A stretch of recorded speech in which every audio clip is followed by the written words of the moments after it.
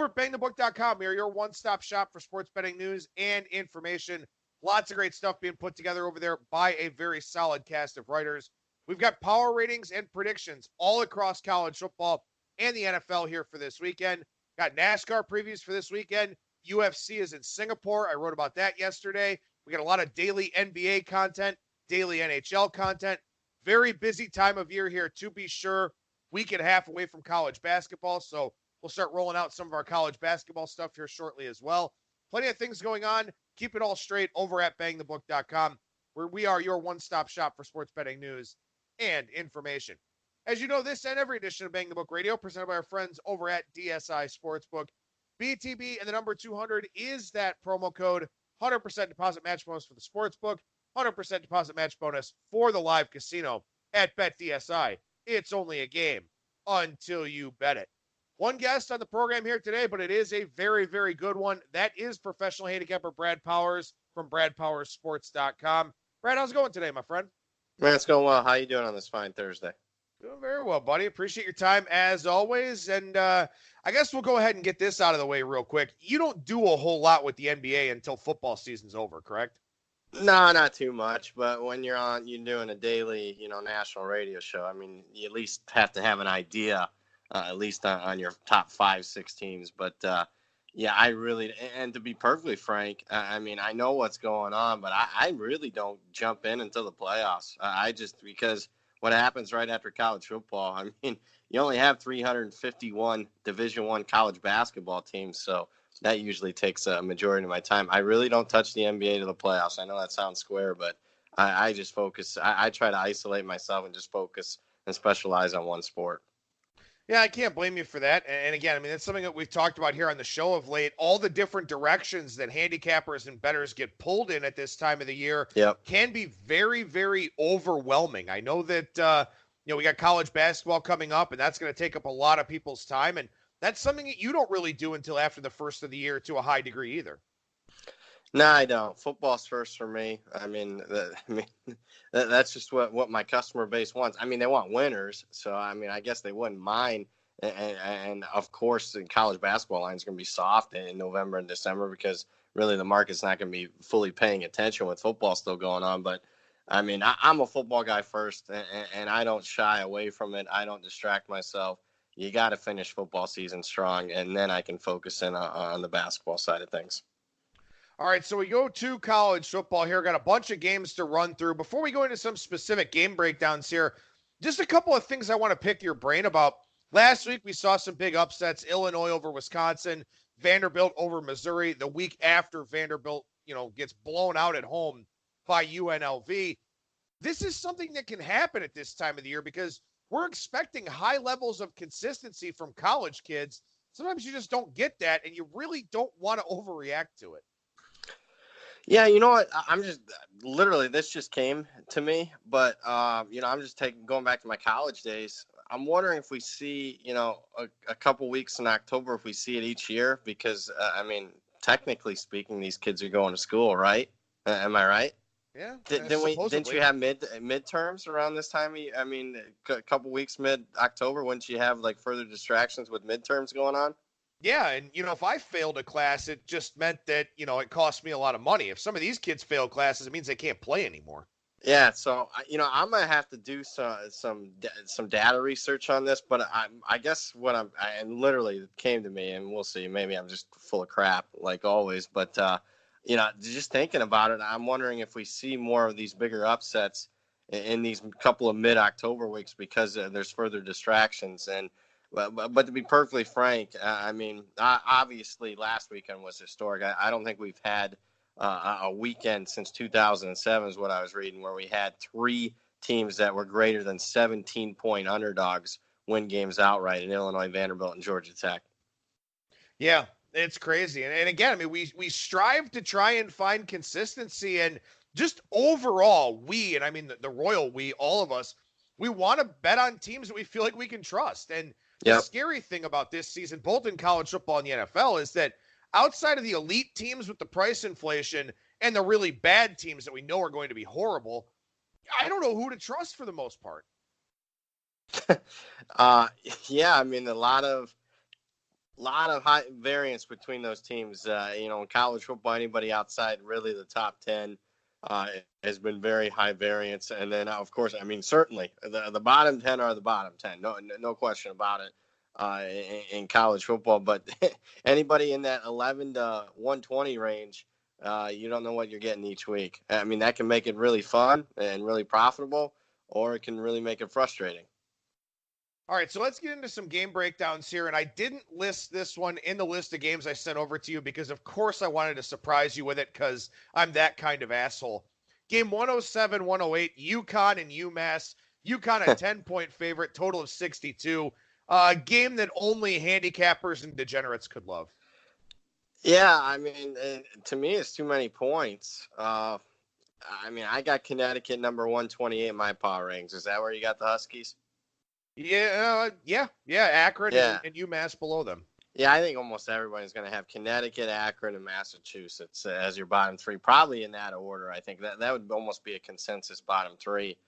And I went through each team's schedule on this one because I got a hell of an overlay here. I only have like Connecticut by 6, and that was with some adjustments going back through both teams' schedule and seeing if I didn't do proper adjustments in prior games. But I'm on Massachusetts here. I mean, Connecticut's a team that can you ever trust them in the favorite role? I mean, they're 1-19 against the spread. Their last 20 games as a favorite. Look, UMass is about as bad as I've ever seen any team at the FBS level. I've never had a team power rated lower, but in this instance, I'm going to bet UMass coming off a bye here. Plus the 10's a pick for me. Yeah, I've got this one 6.5, so I'm right there with you, and it kind of makes me feel good to know that I'm right there with you because it is so strange to see UConn as a double-digit favorite, especially on the road, and especially against kind of FBS team. I guess UMass is still FBS for the time being, but I agree with you. UMass is absolutely that bad that, we see some kind of price inflation here in this number. And in fact, I even forgot on Monday's show that UMass beat Akron, which is embarrassing for my alma mater. But yeah, I agree with you. I think UMass is probably the play. And you know what? If they get trucked coming off of a bye, guess what? They're going down even lower in my power ratings. And how many FCS teams would you have above UMass right now? Any idea? Oh, wow. Probably half, probably. I'll have to look. I was looking, Sagarin's not perfect. Jeff Sagarin does. But his power ratings are, I would say, similar to mine in that they're, 0 to 100. They go to the 100th of a decimal point. And I think he had like UMass like 200. When you combine that, 130 FBS teams, and I think there's 125 FCS teams. You do the math. There's 255, and UMass was in the 200. So. Yeah, I'm thinking half of the FCS is probably right now better than Massachusetts. That's unbelievable. I've never seen that. No, that's crazy. It's crazy. But hey, you know what? I guess we'll see how this game plays out here. A lot of watchful eyes with, again, all the degenerate gamblers are going to be playing that game. But hey, if you feel like you've got an edge, and it seems like you and I do with this number at 10, and if it gets to 10.5, I'll very much fire on UMass. So I guess we'll see how this one plays out. All right, we jump to a game that actually should be pretty good here. Game 113-114, Troy and Georgia State. Georgia State taking some money here, up to as high as a 2-point favorite in the marketplace, total in the 66.5 range. Yeah, and Georgia State's, been extremely impressive. The last 3 games, Georgia State's pulled 3 consecutive outright upsets. Arkansas State, Coastal Carolina, Army, and then, of course, everyone goes back to week 1 where they pulled the shocker against Tennessee. So, Georgia State's been one of the biggest surprises in all of college football, and really nothing fluky. They only had the ball for about 22 minutes last week and still had the yardage edge against Army. Now, they did a key injury to their best tackler, their leading tackler on defense. That would be a little bit of a concern there, but tough. I have Troy by like a half. So I don't have through 0. I don't have that big of a discrepancy here, but I certainly am not going to be fading Georgia State after a team's been routinely exceeding expectations in the marketplace. I don't think it's gotten to the point where Georgia State's expensive. No, I don't think so either. My line's Georgia State -2 here in this one, and The problem is that Troy falls into a category that so many other teams around college football fall into. Their wins are Campbell, Akron, and South Alabama. None of those three wins coming against good teams. Their losses, Southern Miss, Arkansas State, and Missouri, and they gave up 47, 50, and 42 in those games. Georgia State's offense is what scares me here because they've actually been really, really efficient, stunningly efficient compared to where they were last year. Can Troy get stops? I don't know. And let's go over then. Yeah, I think you're right. I think the over is probably the way to look here in this one. Obviously, it is October. You want to make sure you're checking the weather forecasts for wind and precipitation, all those types of things. But I agree with your thought process there. But again, there are so many teams here in college football where, really in the NFL too, where everyone's argument week after week is, well, who have they played? Or they beat this team, but then they lost to this team, but then they beat this team. If you're trying to compare these teams from their strength of schedule or their resumes, I don't remember a season that's been as hard as this one. Very tough. I mean, with that, and here's the thing. Sometimes I'm starting to get, as soon as I get a feel for a college football team, the season's over. I mean, it's the rare sport where, you only got 12 games. So, there's a huge advantage to that because you can get in front of the markets. And by the time, the market fully gets a good grasp on a team, again, the season's over. So that would be a positive. Or, it's a little bit negative because if you're waiting and seeing, you're cautious. And I would say I'm more cautious than most when it comes to I'm not super aggressive in the marketplace. Early I am just because I trust my power ratings. I'm super aggressive in the off season. But as you're meandering through the season and you can't get a good feel for a team, again, to me, sometimes when you finally get that feel, it's like, you look up at the calendar and it's mid-November. You're like, shoot, I think I got a good feel on this game, but we only got 1 or 2 games left. So that's the one of the issues in college football when you only got 12 games, unlike a baseball when you got 162 games, even a college basketball season when you got 30-plus regular season games. Well, and it's not just the group of 5 schools either. As we look at game 121, 122 here, Mississippi State and Texas A&M. Look, there is no shame in losing to Clemson, Auburn, and Alabama, which are the 3 losses for Texas A&M. You can say it's kind of shameful to beat Arkansas 31-27 and to only win by a touchdown on the road at Ole Miss, where their quarterback situation is a mess. On the other hand, I don't know what Mississippi State is either, but you've got A&M here laying 10.5, total on the rise up to 50.5 for an early kickoff here at Kyle Field. Mississippi State's garbage. Now I'm thinking Joe Moorhead might be a little bit. I like Joe Moorhead, but I think he might be a little bit over his head here. My power ratings have been super high on Mississippi State all year. I just had them way too high coming into the season. I've downgraded them about 9 points since the start of the season, and it might still be too high.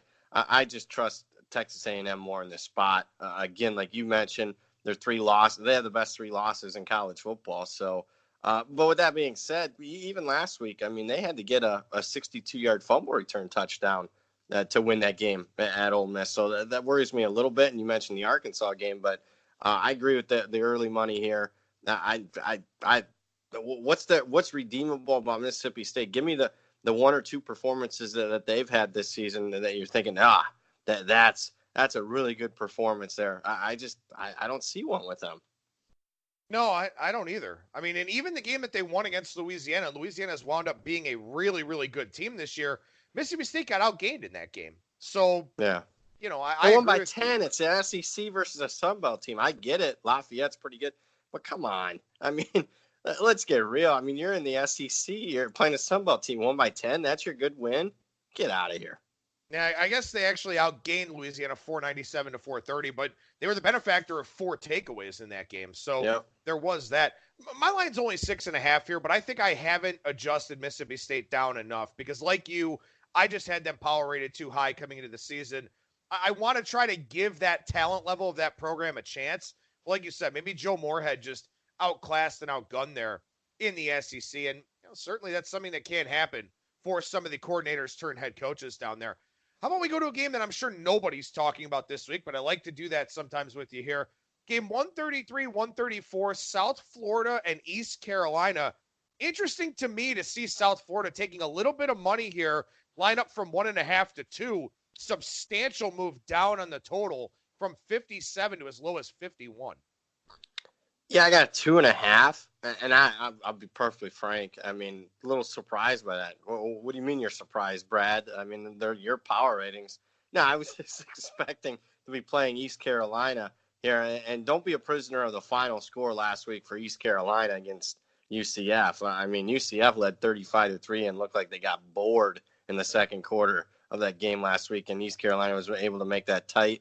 You know, one thing I do not want is a South Florida ticket here, though. To me, I trust Mike Houston, the new head coach for East Carolina, more than I do Charlie Strong in this instance. I think that actually, even though my power ratings aren't calling for it, I mean, we'll see if the line continues to go up. I'll probably have an East Carolina ticket in my pocket.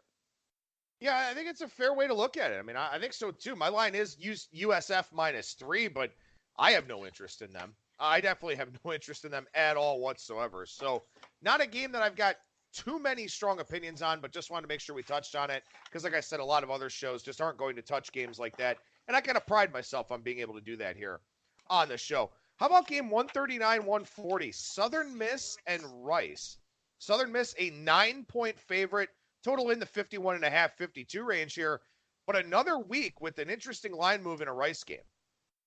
I mean, the market loves Rice. I mean, it's been several weeks now. I think they took money against Louisiana Tech 3-4 weeks ago. I just remember I had a huge overlay there, and that money was right. I mean, they lost in overtime. I played against Rice. UAB line I thought was off, and that game got delayed, and Rice didn't cover. And then last week, I'm shooting myself in the foot. I mean, I got a little scared. I was like, what is the market seeing in this Rice team? I had it. One of my biggest overlays was the Rice UTSA game. And, Rice, I mean, somehow, I could get Rice being favored in that game, but more than a field goal. And they ended up, laying like 5.5, lose the game outright. I know it was a little bit misleading, but I just don't get all the love in the marketplace for this Rice team. And right now, my number is closer to the opener. I mean, I got Southern Miss like by 12.5. So I'm leaning Southern Miss here. Yeah, I gave Rice a big adjustment after the market moved so much last week, and my number is 10.5. So I'm still in double digits here for this one. I think and Southern Miss, I've talked about them before on the show. Year in and year out, I don't know how to power rate them for one reason or another. I just feel like my number is always off. But that's a really solid program, and I don't think people realize just how good that team generally is year in and year out. No question about it. One thing I will say, Rice, I got up like 5 points in the start of the season. I mean, they're 0-7, and sooner or later, I mean, come on. I mean, the wins got to matter. I mean, I know we're a prisoner of against the spread, but, I mean, I'm upgrading as much as I can for a team that continues to lose football games. Yeah, Southern Miss, to me, looking at it, I'm a little bit disappointed in their defense a little bit this year. But offensively, I mean, they're dynamic, and they got a couple playmakers. A couple of really speedsters that really are dynamic in the special teams in the return game. And I ended up fading, actually, Southern Miss last week. I liked Louisiana Tech quite a bit. I didn't think Southern Miss should be favored in that game. But I got to be honest with you, when the opening kickoff and Southern Miss took it back, I'm like, you got to be out of your mind, man. I can't believe I bet Louisiana Tech here. But Louisiana Tech dominated that second half. That Southern Miss dynamic offense against I think a so-so Louisiana Tech defense, and maybe that's why the market's kind of jumping on Rice here. That wasn't a good look for that Southern Miss offense last week in that second half, only scoring 3 points. All right, so we go to the Mountain West here. We go out to Colorado Springs, where, again, obviously you always want to pay attention to weather in the Mountain West at this time of the year. Game 145, 146, Utah State and Air Force. Air Force now a 3-point favorite with extra juice. A lot of 3.5s out there as well. Total in the 57.5 range. But there have been some fireworks with this number moving around throughout the week.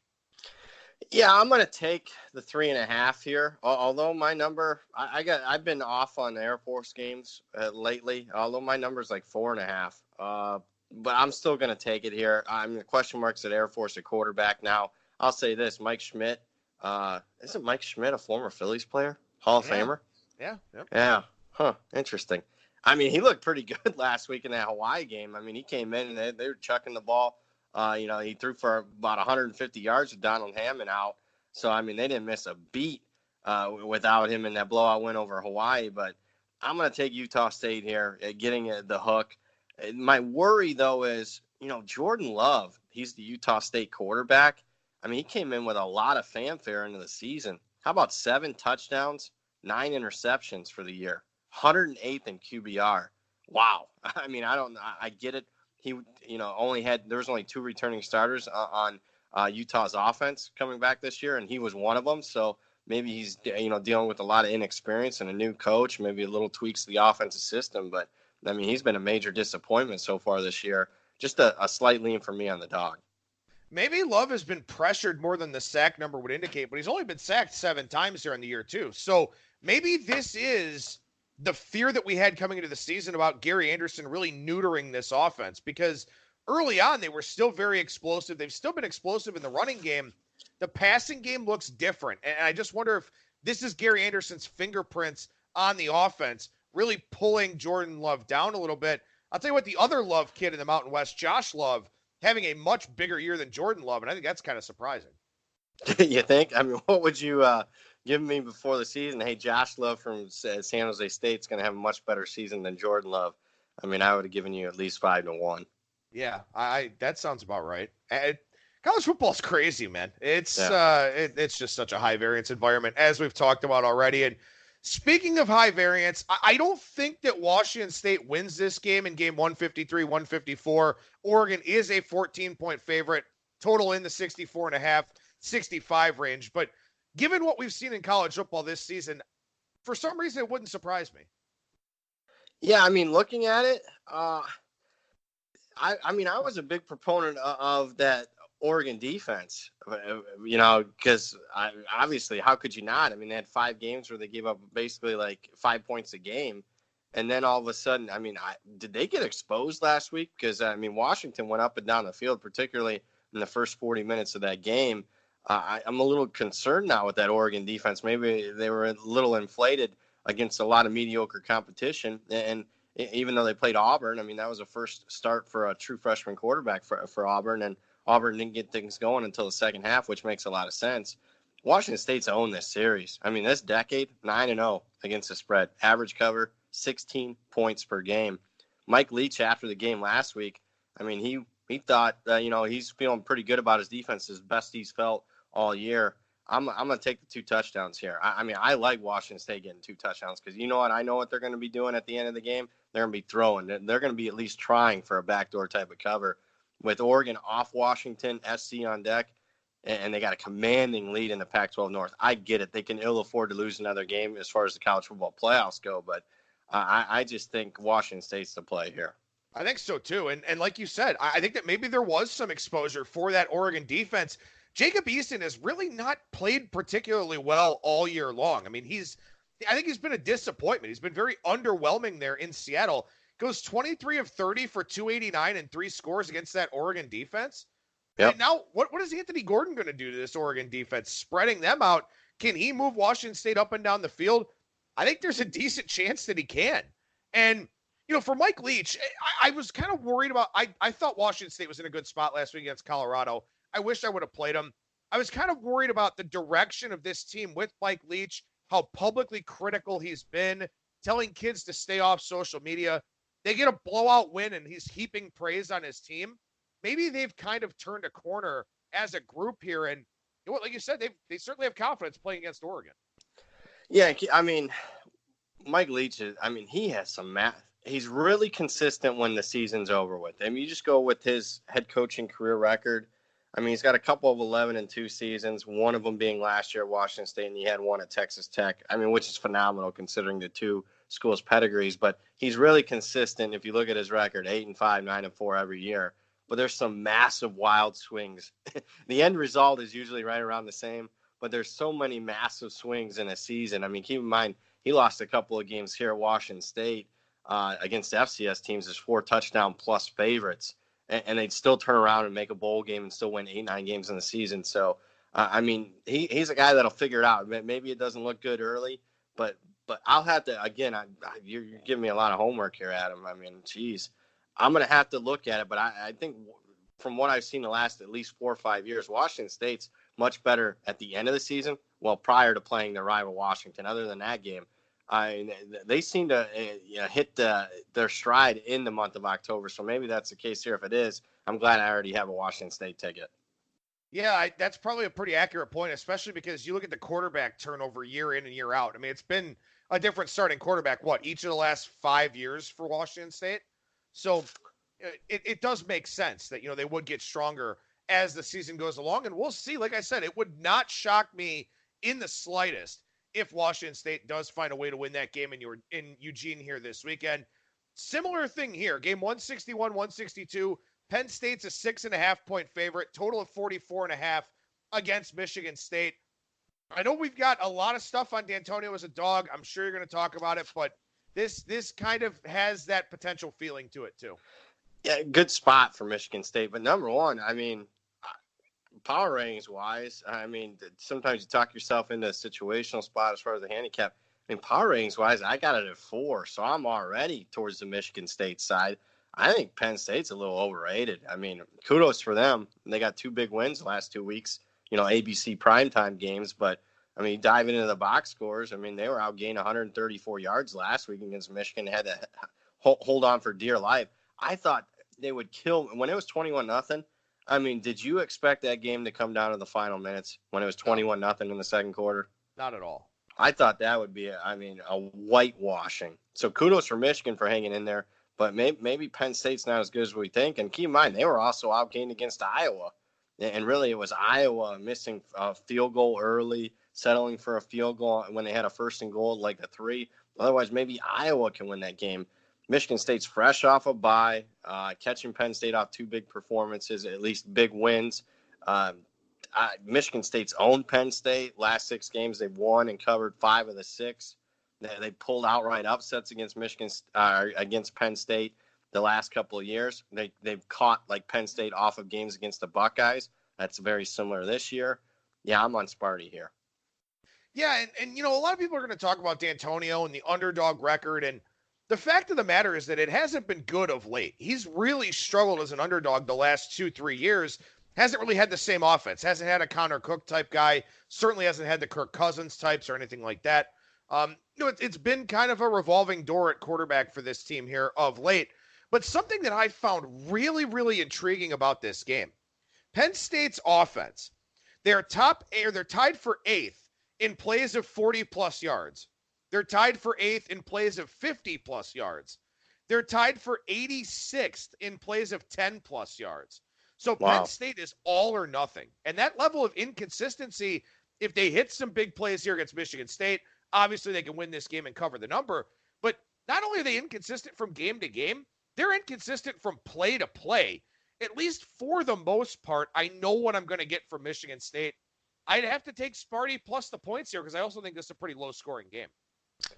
Totally agree with you. It's basically KJ Hamler or nothing. I mean, they hit KJ Hamler last week. He's their all-everything wide receiver, a couple big plays against Michigan. But really, other than those 2 big plays, what did they do against Michigan? What was the game plan? I mean, there was nothing. They have a pretty good tight end. There was nothing intermediate routes whatsoever for Penn State. I mean, and Michigan State doesn't give up the big play, and they're pretty good at not allowing the big play. I think Michigan State's not only the play here as far as plus 6.5. I wouldn't be stunned if Michigan State won the game. No, I wouldn't be either. And again, it sort of fits the MO of this college football season. And maybe off the bye, Brian Lewerke could be as healthy as he's been all year, which is something that would very much help Michigan State. And, I think this is also one of those spots, too, where I know you were very high on Michigan State coming into the season. A lot of people were very high on Michigan State coming into the season. Off 2 blowout losses, off the bye. There's a reason why people were high on Michigan State coming into the year. Maybe this is kind of that, maybe the light bulb kind of comes on at least for 1 week for Sparty. I guess we'll have to wait and see. Game 169, or go ahead. No. I hope that's the case, Adam, real quickly. But, I mean, there are some rumors out there this could be it for D'Antonio. And it goes back to, the last couple of off seasons as far as the distractions off the field haven't been good for the program. So that would be my one caveat here. Why is Penn State laying 6.5? I think there's some sentiment out there that Michigan State has hit the wall here under D'Antonio, and this could be it. That's possible. And this is also the time of the year where maybe you want to start considering some of those things. Like we talked about Mississippi State and Joe Moorhead. It seems like Rutgers wants Joe Moorhead, which, I mean, I don't ever know what the Rutgers athletic department is doing, but maybe that's something that kind of leaks into that program. You're going to get a lot of coaches in the hot seat. You're going to get a lot of teams that fire coaches and elevate coordinators. It's about that time of the year. So lame duck head coaches, all these things, time to start factoring them into your handicaps. These are not lame duck head coaches, although one of them could very well move to a bigger program. Game 169, 170, Oklahoma State and Iowa State. More money on the Cyclones again this week, Brad, up to a 10.5-point favorite against Mr. Mullet, Mike Gundy. Yeah, I mean, not surprised, but I mean, it's a little pricey now on Iowa State. But man, Iowa State's, keep in mind, they got 2 losses by combined, 2 points or so against a pair of teams that are 12-2 in Iowa and Baylor so far. So that's not too bad. I mean, you look at yards per play differential, Iowa State. You don't think explosiveness or anything like that offensively, but they're number 8 in the country in yards per play differential. They found a running back in Breece Hall the last couple of weeks. He's a freshman, had 183 yards. My number certainly is closer to 9. So why am I not playing Oklahoma State here? I can't trust Spencer Sanders. He's the quarterback for Oklahoma State. I trusted him last week. And, I mean, the turnover issues. I mean, right now, Spencer Sanders is a dual threat. He's either an interception or he's a fumble waiting to happen. 8 turnovers the last 2 games. I can't trust him on the road here. So even though my power ratings say Oklahoma State's the play, it's a no play for me. I've got this one more like 7.5, and I think maybe I was a little bit too high on Oklahoma State coming into the year, and then got even higher when Oklahoma State was looking really good on offense against some bad teams. Thought, oh, maybe Spencer Sanders is that guy. The problem here is that I think Iowa State is fully equipped to take Chubba Hubbard away as much as you possibly can. Yeah. And he's the key guy on offense for Oklahoma State. That's so much different for Gundy to have a running back. I mean, Justice Hill was very good, but they were a multifaceted offense. This year, they're a run-first type of offense because Sanders just isn't the kind of passer that they need. So I've got big worries about Oklahoma State. There'll be a big adjustment for me next week in my power ratings, and I wouldn't be shocked here if they get their doors blown off in this one. But that being said, I still won't have a play on the game. Game 179, 180 here, SEC East, South Carolina and Tennessee. South Carolina starting to take some money here this morning, up to 4.5 and 5. Total of 47 here. I got to say, as a Gamecocks fan, I'm not real enthused about this spot for them, but it is interesting to see the line going up. Hey, I mean, the pros, the market loves South Carolina. Loved them against Georgia. Remember that line, that moved like on a Friday? The day before the game moved like 3 points. So there was a huge confirmation. They pulled a big outright upset. I thought that the stinky line of the week last week was probably the Florida game. And let's be honest, I took Florida. I cashed my ticket, but I'm not sure that I completely deserve to cash that ticket. I mean, for a majority of that game, South Carolina is pretty much the better team in that game. So the wise guys, or at least the big-time money, love South Carolina in the last couple of games, and it looks like they love them here. I'm closer to 3.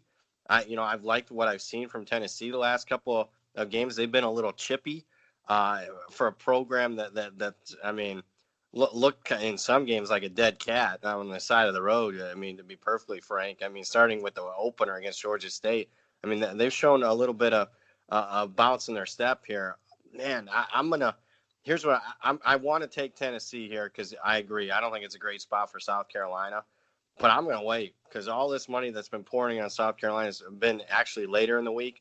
I'm going to wait until I get closer to game time to end up playing the Vols. Yeah, I got this one 3.5. So I agree with you. I've got it a little bit lower than the market does. And look, Ryan Helinski is not healthy. He hasn't been particularly efficient either. Rico Dowdle's not going to play here for South Carolina in this one. Brian Edwards has been banged up the last couple of weeks. I don't know how South Carolina scores a lot of points in this game. Maybe I'm looking more at the under, maybe trusting that Muschamp has actually improved this Gamecocks defense. But I agree. If you like Tennessee, and both of us are kind of leaning that way, I don't think there's a penalty for waiting this one out and seeing how high this line can actually go. Nope, I don't think there will be. I mean, I'm pretty confident in it. All right, so let's go to – actually, I'm going to change gears here for a second. This isn't a game that I had on the list, but I want to get your thoughts on it because I do like one side here in this one. Game 187, 188, Texas and TCU. Texas, anywhere from a 1 to a 2.5 point favorite. The market's kind of all over the place here. Total down to 58.5. Interestingly enough, the 2.5s, at least at time of recording, Pinnacle and Matchbook, which makes me feel better about the side that I like. I have TCU by a half here, but let's keep it simple. I think the market gets cute sometimes. Okay, the line's saying it's going to be close. Who would you rather have in a close game? Sam Ehlinger at quarterback or a true freshman, Max Dugan? Give me Sam Ehlinger. And I'll say this. I love Gary Patterson. He's the head coach at TCU. But, has the game started to pass him by? He's been a genius at the defensive level for, decade plus, 15 years, as good as it gets. But the last 3+ years in Big 12 play, have people figured him out? He's 10-21 against the number. I'll keep it simple here. Give me the Longhorns. Yeah, I got this one Texas -3, and I just feel like it's a better matchup for them. I know TCU's off the bye, but I think TCU's defense can get exposed here in this game. And also something that was interesting that we talked about earlier on in the week, both of these teams are playing with a lot of tempo. If you're going to give me a Texas offense that I think is far more explosive than TCU in a game with a lot of plays as a short favorite, give me Texas in that one. So I do like the Longhorns here. Maybe a golden nugget play for me, but I'm glad to get your thoughts on it and see that you're at least kind of thinking along the same wavelength that I am. Back to the game that I originally had sent over to you here. Virginia and Louisville, game 191, 192. Another total moving down. Again, keep an eye on the weather. That could be a big factor across the country here this week. Virginia's down to a 3-point favorite at some of the sharper offshores, 3.5 otherwise. I know you thought Virginia was a little bit disrespected last week. What do you think about this week? I'm going to take Virginia again, even though, it was kind of a blowout win over Duke. To me, they got the much better defense. They're number 8 in the country in yards per play allowed.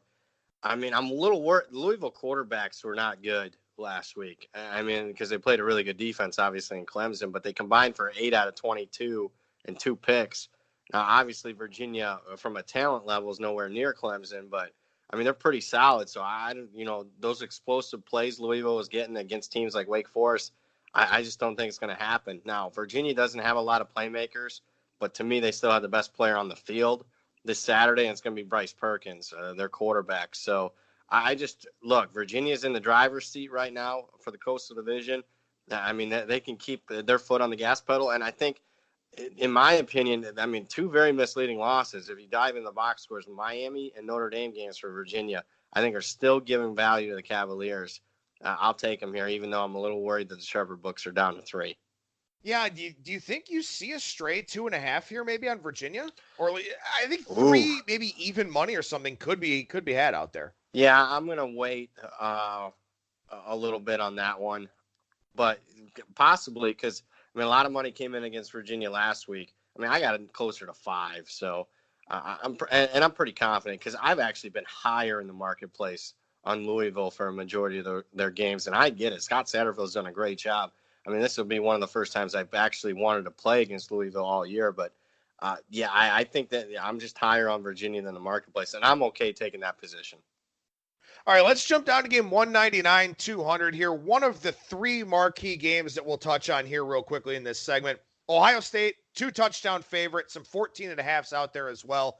Total of 50 against Wisconsin, coming off of that very surprising loss, to say the least. Ohio State, meanwhile, took care of business with authority against Northwestern. What do they do here? Do they cover the 14 against the Badgers? Ooh, tough. I kind of want to take Wisconsin, but I thought the number would come a little higher after they were, beaten last week. I was expecting, hey, man, can I get 16 and a half? Hey, man, can I get 17? And it just didn't happen. But, I don't want to play against Ohio State right now. They're number 1 in the country in ATS margin, 17.5 points per game. That's what their average cover is, 6 straight. And I get it. Teams are starting to get expensive, but are they? They covered last week's game by 3 touchdowns.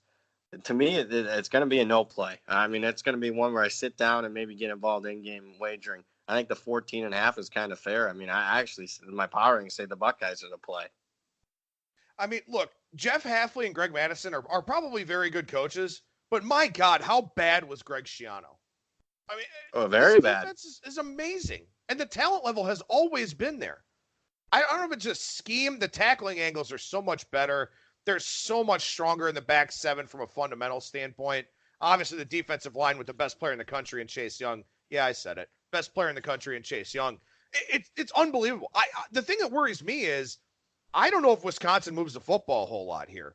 So this is one of those questions where, to me, you have to answer how many points does Wisconsin score? If you think it's enough to keep pace with Ohio State, you take Wisconsin. If you don't, Ohio State could win this game running away. Yeah, and, Wisconsin defensively has got a lot of great stats, but, I mean, speed be a factor. I mean, Michigan's defense was number one in a lot of categories entering that game last year against Ohio State's offense. How'd that work out for that defense? Yeah, a little worried there. I'll say this. Where's Ohio State in your power rankings? Because with Tua hurt, I got Ohio State number one right now. Yeah, I've got Ohio State number one with Tua hurt as well. Yeah, and looking at it, and I've been involved in power ratings for a while now, going back to my Phil Steele days. But as good as Ohio State's been as a program, especially this century when Tressel got involved, I've never had a Ohio State team power rated higher than the Buckeye team right now, which is really saying something. Yeah, and Justin Fields looks like a perfect fit for this Ryan Day offense too. So we'll see. I mean, everyone's been wanting Ohio State to get a test, and now all of a sudden you look at this line and you look at the situation for Wisconsin. What test? Yeah, right. And you wonder, I mean, is this going to be the one? And if Penn State loses to Michigan State, as you and I kind of talked about earlier in the segment, is that the same kind of test? So I guess it'll be interesting to see when Ohio State finally gets tested. Maybe it'll be in the college football playoff. I don't know. Game 203, 204 here, Auburn and LSU. LSU has done no wrong this season. They've been absolutely incredible on offense. They're laying doubles here against Auburn, total of 59 down in Death Valley. Yeah, I'm on it. And this is rare for me. I mean, I got it like 11.5. I'll take LSU because I just don't know Auburn can go pace for pace. You're going to have to go pace for pace. LSU, I get it. Auburn's got a really good defense, but so did Florida. And LSU was on the field for 48 plays and put 42 points on Florida team that beat Auburn.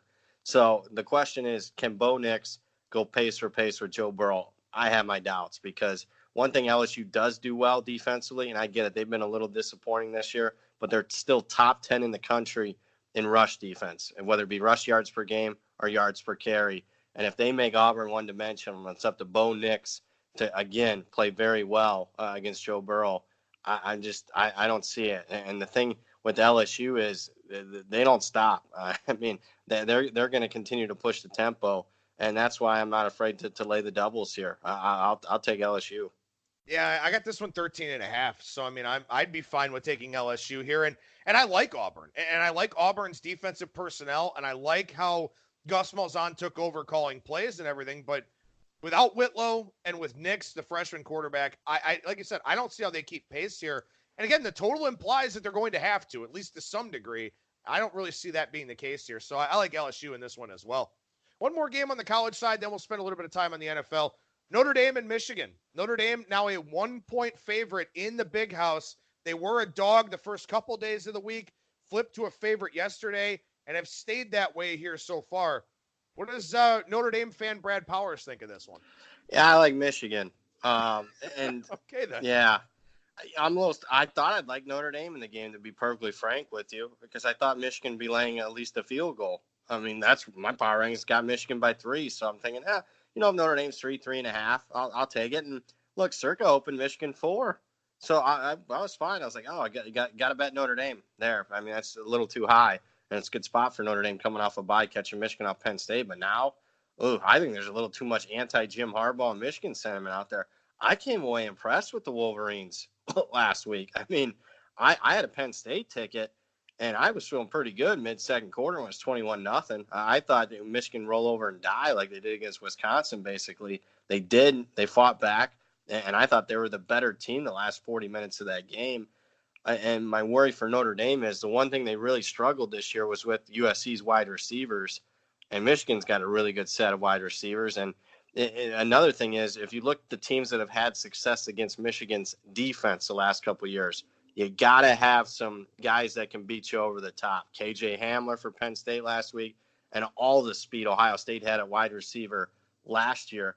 Who are Notre Dame's major playmakers? At wideout. Chase Claypool's a good, solid wide receiver, gets you possessions, but he's not a burner.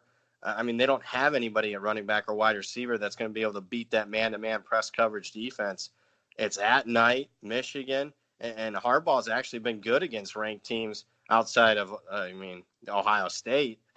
And at home, he's terrible on the road, but yeah, Notre Dame's only beaten Michigan, I think, one time since 1993 in the Big House. I'm on the Wolverines here. When you think about it, what is the Big House worth at night? Probably 4.5-ish. Yeah. So on a neutral, you've got this Notre Dame -5, 5.5. Would you lay over a touchdown with Notre Dame at home against Michigan? I don't think a lot of people. Hell no, I wouldn't. And I know that's an angle that you like to look at, and something we've talked about before, especially with regards to the NFL, which we'll do here in a minute. But look, that's the thing here is even with the Big House at night being worth 4.5, the line saying that Notre Dame on a neutral is a favorite, that's fine. I get it. The line saying Notre Dame's like a 5.5 point favorite on a neutral, that's a little bit high in my estimation. Yeah, I certainly think it is. And again, I think Notre Dame's slightly better because I do think the Big House at night's probably 4. But, I got Notre Dame like a point or two better. Do we really know how good Notre Dame is? That Georgia loss, everyone said, hey, that was a really good performance. And even I did at the time. Hey, they competed in there. That doesn't look so good now. And they struggle against SC. I thought Notre Dame would beat SC pretty good, and it looked good in the third quarter. But, they had to hang on for dear life. If they had to play like 2 or 3 more possessions, I'm not sure Notre Dame beats USC. So, yeah, I'll take the Wolverines. I'm pretty confident in this one. I haven't given out a best bet here, but this is best bet material for me. Michigan, especially catch them one.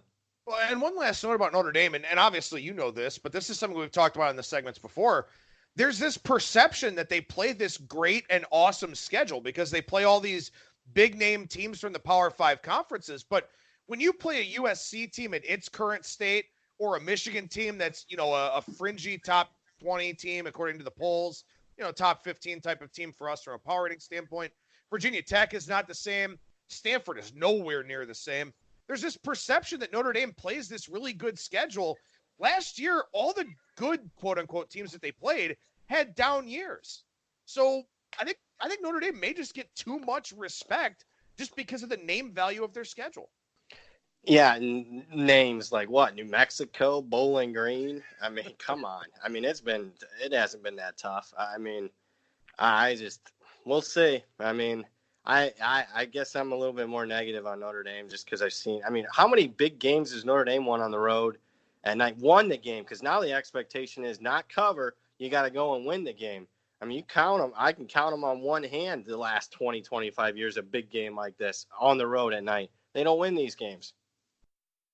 All right, let's go over to the NFL side of things here for a few minutes. I want to make sure I don't keep you too long here on today's show. But Raiders and Texans is where we'll start. Game 267, 268. A lot of 7s popping up out there in the marketplace now. A couple of stray 6.5s with extra juice, but it certainly looks like some support for Houston out there in the market right now. Yeah, and looking at the matchup, I like it for Houston because in order to beat or at least have success against the Texans, you got to get pressure on Deshaun Watson. Well, I would argue that the worst team in the National Football League the last 2 years since they traded Khalil Mack as far as getting pressure on opposing quarterbacks is Oakland. And even this year, 10 sacks? That's bottom 5 in the NFL. Last year, they were dead last. And by then, and then some, I think they had half as many sacks as the second to last team. I don't see it here for Oakland. And keep in mind, situationally, this is the last road game from this brutal stretch for them. I just don't think it's a great spot. And I'll take Houston coming off a disappointing performance against Indianapolis. Yeah, I think there's a bigger sense of urgency here for Houston coming off of that loss, as you mentioned. Indianapolis, they should win this week, but, Houston would have to keep pace. Houston would know if Indianapolis won as well. So, kind of a dual motivating factor there. If the Colts win, you got to keep pace. If the Colts lose, you get back that game that you lost last week. So I think a lot of angles pointing in Houston's direction here. Wish Will Fuller was okay, but the hardest thing about betting Houston is Bill O'Brien, because I just don't think he's very good. Yeah, I mean, he's people say that, but yet, I mean, he's been multiple years in the playoffs. But I get it. The analytics guys that don't necessarily like him, but I mean, as a franchise, they still don't have a GM, do they? I mean, what's the game plan here? I mean, you have an elite quarterback, Deshaun Watson. I mean, arguably, when the Bradys and the Breezes and this generation of older quarterbacks step aside, I mean, it's Patrick Mahomes, and then who is it? Is it Deshaun Watson? I mean, get this guy some help. I mean, I guess they tried with Tunzel on the offensive line, but it's like they mortgaged the future with that, considering how many draft picks they gave away. But we'll see here. I get it. I mean, but when you got an elite quarterback, I mean, you got to go for it all here. And I'm not sure they got organization-wise, head coach, GM, that's going to get them over the top. No, but we both still like them here this week, so we'll see how they do this week here against the Oakland Raiders.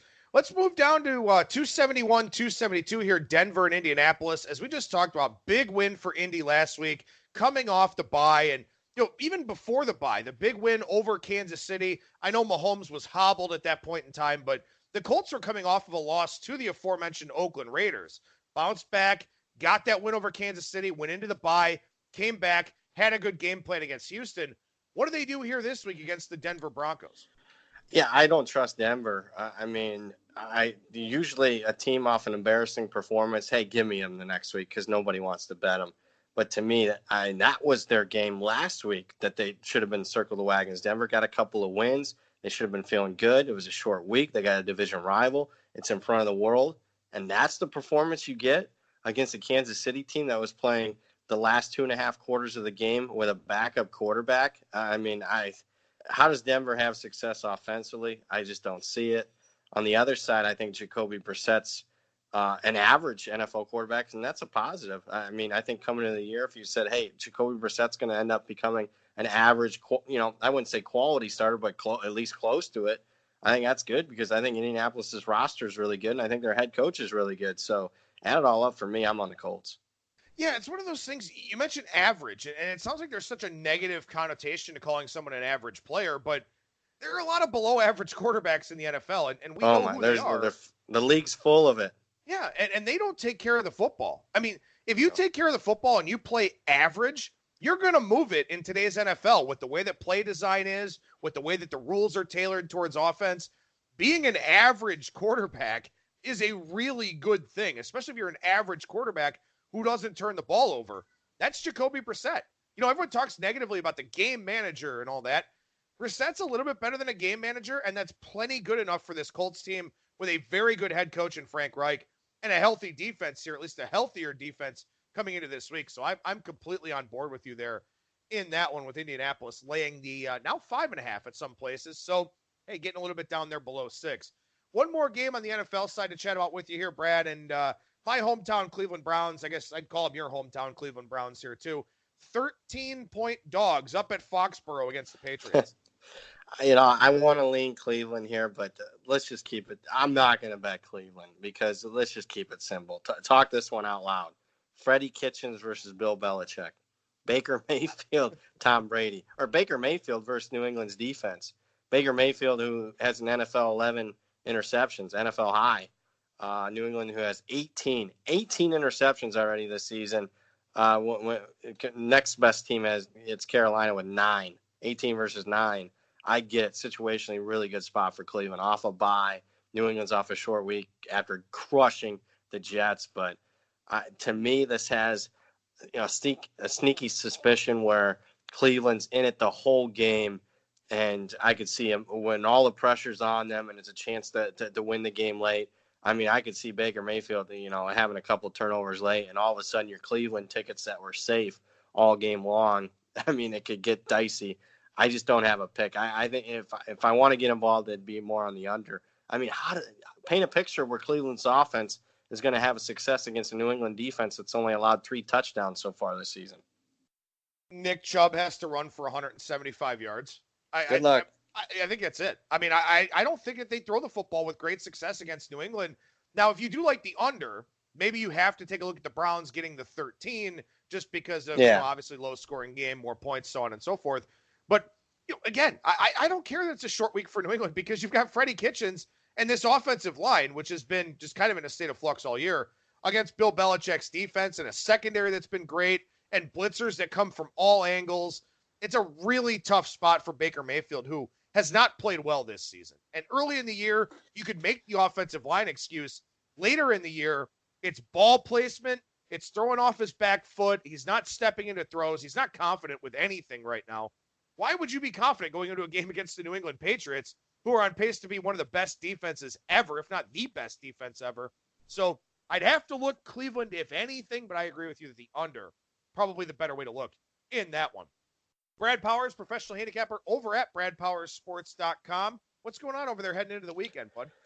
I'm going to do a special here. I got to lower my newsletter price. And what I'm going to do here is right after this segment, I'm going to do that. I'm going to go into my store at bradpowersports.com. And for Bang the Book listeners, I'm going to lower my newsletter price for $49. Not for this week, not for a month, not just for NFL, not for just college football, but everything through the Super Bowl. It's $49. You get picks of the week, 5 of them each week in college, 3 in the NFL. Don't buy them for the picks, so buy them for the information because you get game write-ups on every single college game, every single NFL game, my power ratings, trends, you name it, and a heck of a lot more. $49 for the rest of the season. Go to bradpowersports.com. And again, that's going to be through the Super Bowl, and I'll change that price right after the segment. And correct me if I'm wrong, but when you were en route to, I believe it was a top 5 finish in the Golden Nugget, you crushed it during bowl season to really make a big move, didn't you? Yeah, I was way under the radar there. I mean, bowl seasons, I'll give credit. I learned a lot of my bowl success can be contributed to guys like Phil Steele and Ralph Michaels, who's another guest on your show. They really taught me how to handicap the bowl games because bowl games, everything you know about the regular season, how you handicap the regular season, throw that out. You got to handicap bowl games completely different. And thankfully, I mean, I've had great success in bowl action the last 3-4 years. And I give you a bowl pick, an actual pick, a bettable pick, a star-rated selection is what I call it, on each and every one of the 39-40 bowl games. Well, make sure you head on over to bradpowersports.com. Check out that newsletter, and then also follow Brad on Twitter at bradpowers and the number 7. I know we ran a little bit long today, brother, but lots of good stuff, lots of good insights as always. Thank you so much for joining me, and we'll talk to you again next week. All right, sounds good. Take care, my friend. All right, there you go. There's professional handicapper Brad Powers over at bradpowersports.com. And again, at Brad Powers and the number 7 on Twitter.